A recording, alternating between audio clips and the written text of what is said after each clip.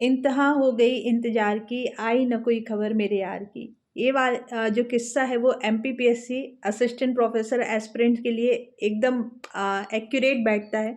Because last time exam के लिए जो सारी प्रोसीजर हुई थी और हमारे लिए फॉर्म रिलीज़ किए गए थे, फॉर्म रिलीज़ करने के बाद हमने प्रिपरेशन भी स्टार्ट कर दी गई थी, but due to some reason वो एग्ज़ाम कैंसिल होता है। कैंसिल होने के बाद एक नई होप आती है जिसमें कुछ और एस्पिरेंट जैसे कि MCA are eligible for the computer science. IT जो स्टूडेंट है जिसने एमटेक किया हुआ है और आईटी से किया है, they are also eligible for assistant professor examination. But अभी भी यहाँ पर कुछ कमियाँ हैं, बहुत सारी जो ब्रांचेस हैं उनको अभी यहाँ पर इन्होंने अनाउंस नहीं किया है।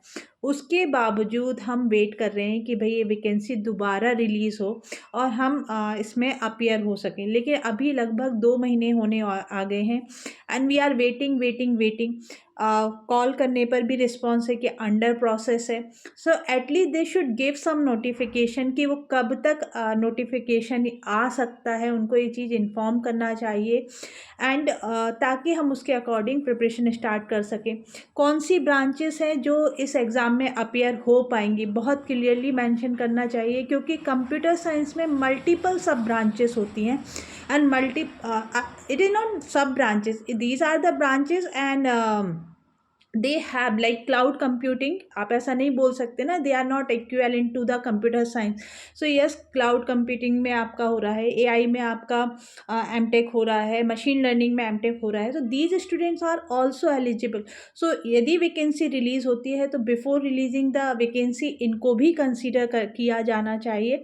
एंड सबसे इम्पॉर्टेंट है कि ये सारे पॉइंट क्लियरली हमको मेंशन होने चाहिए।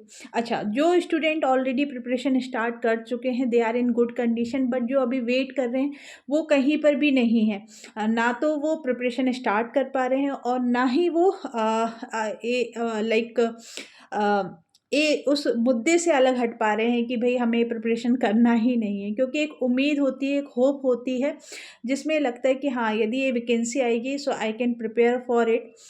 लेकिन यहाँ पर मैं अपना एक छोटा सा ब्रेक लेकर ये बोलना चाहूँगी कि यदि आप सीरियसली कंप्यूटर साइंस या किसी भी एग्ज़ाम की तैयारी करना चाहते हैं और हमको लगता है कि ये वैकेंसी फ्यूचर में आती है, तो डेफिनेटली ये प्रिपरेशन आपको आज से स्टार्ट कर देनी चाहिए।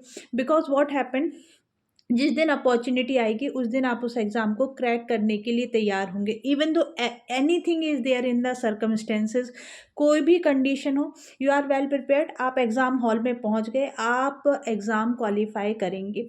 ठीक है, तो like this is what the concern जो स्टूडेंट रेज कर रहे थे बहुत दिनों से कि मैम वैकेंसी नहीं आ रही, what could be the expected date.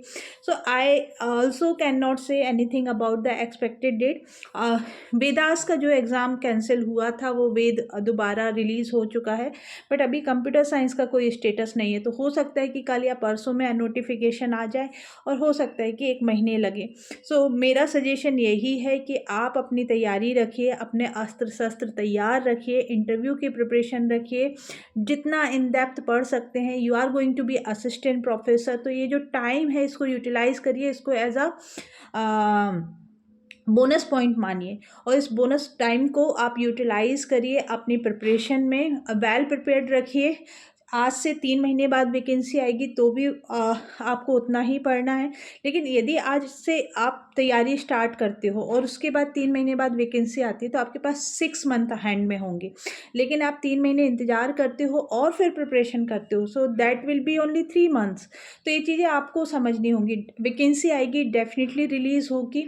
हाँ, ये है कि हमारी एज निकलने के पहले रिलीज़ हो जाए। तो yes, don't worry, within the year it will be there. So और जब भी कभी इस तरीके से एग्ज़ाम कैंसिल होते हैं तो जो लास्ट आपकी एज कंसिडरेशन होती है उसी को कंसीडर किया जाता है। न्यू लिमिट जनरली कंसीडर नहीं की जाती है। सो हम यदि उस डेट पर एलिजिबल थे तो आज भी एलिजिबल हैं। So be ready, be prepared, all the very best.